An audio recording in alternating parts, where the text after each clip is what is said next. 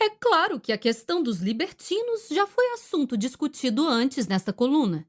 E a autora chegou à conclusão de que há libertinos e libertinos. Anthony Bridgerton é um libertino. Um libertino com L minúsculo é jovem e imaturo. Ele se gaba das próprias proezas, comporta-se feito um idiota e se considera um perigo para as mulheres. Um libertino, com L maiúsculo, sabe que é um perigo para as mulheres. Não se gaba das próprias proezas, pois não precisa. Sabe que homens e mulheres cochicharão a seu respeito e, na verdade, preferiria que não fizessem isso. Ele sabe quem é e o que fez. Relatos detalhados são, em sua opinião, redundantes. Não se comporta como um idiota pela simples razão de não ser um.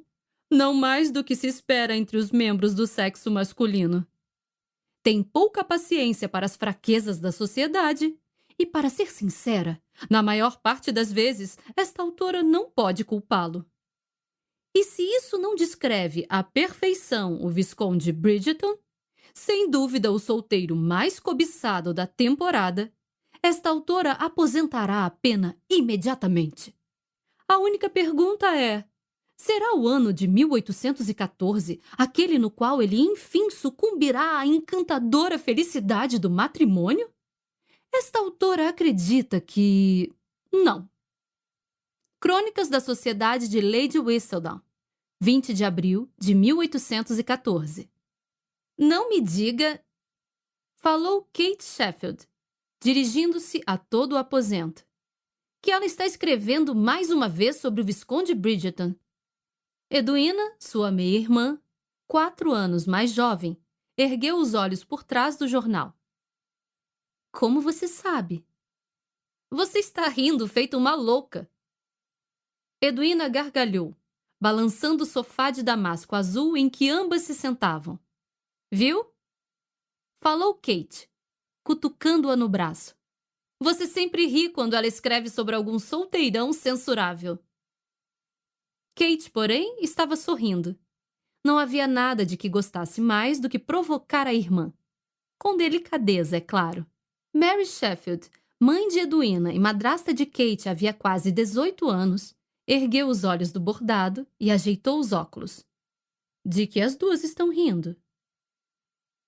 Kate ficou agitada porque Lady Whistledown escreveu sobre aquele visconde libertino de novo.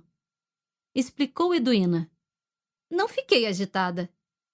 Respondeu Kate, embora ninguém estivesse prestando atenção. Bridgerton? Perguntou Mary, distraída. Edwina assentiu. Sim, ela sempre escreve sobre ele. Acho que ela apenas gosta de escrever sobre libertinos, comentou Edwina. É claro, retrucou Kate. Se escrevesse sobre pessoas chatas, ninguém iria comprar o jornal. Isso não é verdade, replicou Edwina. Na semana passada, ela escreveu sobre nós, e Deus sabe que não somos as pessoas mais interessantes de Londres. Kate sorriu da ingenuidade da irmã. Kate e Mary podiam não ser as pessoas mais interessantes de Londres, mas Edwina, com os cabelos louros e os olhos de um azul claro impactante, já estava sendo chamada de a incomparável de 1814. Kate, por outro lado, com cabelos e olhos castanhos e comuns, era conhecida como a irmã mais velha da incomparável. Kate imaginava que podia haver apelidos piores. Pelo menos ninguém ainda se referirá a ela como a irmã solteirona da incomparável. O que estava mais próximo da verdade do que qualquer membro da família Sheffield gostaria de admitir. Aos 20 anos, quase 21 na verdade, Kate estava um pouquinho velha demais para aproveitar sua primeira temporada em Londres. Mas não havia opção. Os Sheffields não tinham sido ricos nem quando o pai de Kate era vivo. E desde que ele falecera, 5 anos antes, a família fora forçada a economizar com mais afinco ainda. Sem dúvida, não havia motivo para irem para um abrigo, mas deviam se preocupar com cada penny e contar cada libra. Com as dificuldades financeiras, Os Sheffield só podiam arcar com uma ida a Londres. Alugar uma casa e uma carruagem e contratar o número mínimo de criados para a temporada era dispendioso. Não poderiam gastar tamanha quantia 2 vezes. Na verdade, foi preciso economizar durante 5 anos inteiros para pagar a viagem.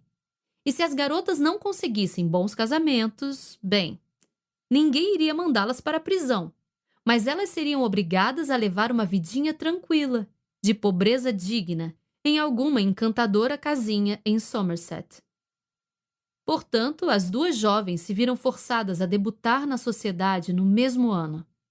Ficara decidido que a época mais sensata seria assim que Edwina completasse 17 anos e Kate estivesse para fazer 21. Mary preferiria ter esperado até que a mais nova chegasse aos 18 anos e estivesse um pouco mais madura.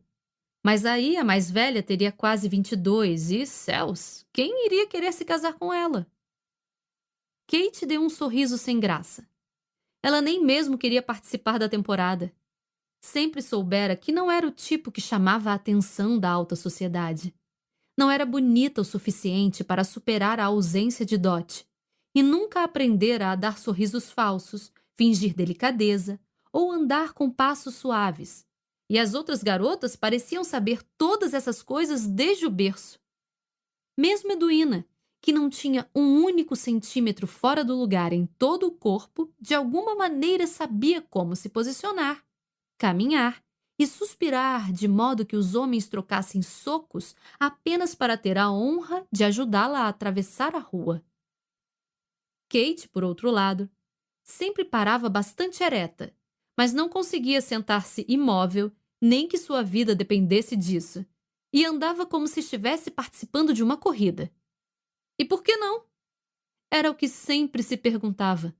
Se estamos indo a algum lugar, qual seria o propósito de não chegar lá rápido?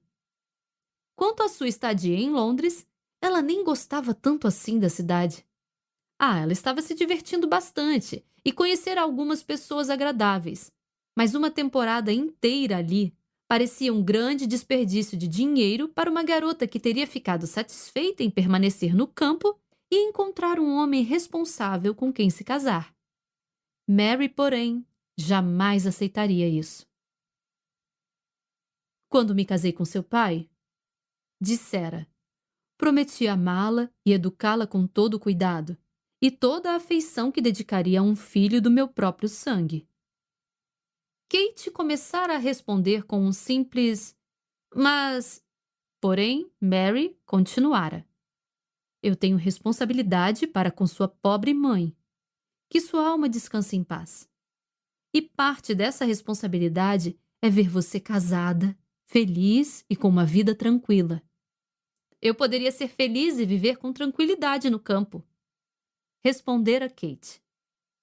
Existem mais homens solteiros em Londres. Retrucara Mary.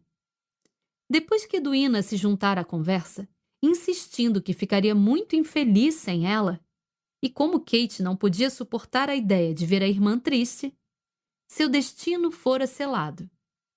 E ali estava, sentada em uma sala de estar meio velha, em uma casa alugada num bairro quase proeminente de Londres e estava prestes a arrancar o jornal das mãos da irmã. «Kate!» gritou Edwina, desviando os olhos do minúsculo triângulo de papel que restara entre o polegar e o indicador direito. «Eu ainda não tinha terminado. Você estava lendo há séculos!»